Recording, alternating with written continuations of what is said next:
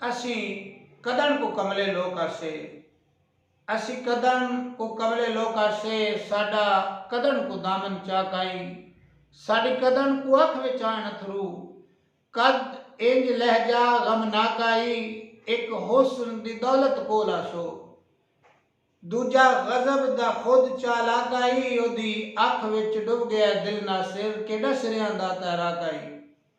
P Nasir Shah के दो और के तहत आपकी समातों की नज़र। कलाम पसंद आए तो पेज को फॉलो, वीडियो को लाइक और शेयर जरूर कीजिए।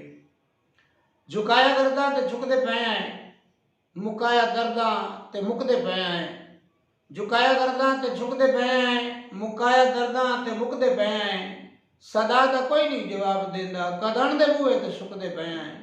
गम भी केड़ा करारा हुंदा है, इसे ते सब दा गुजारा हुंदा है।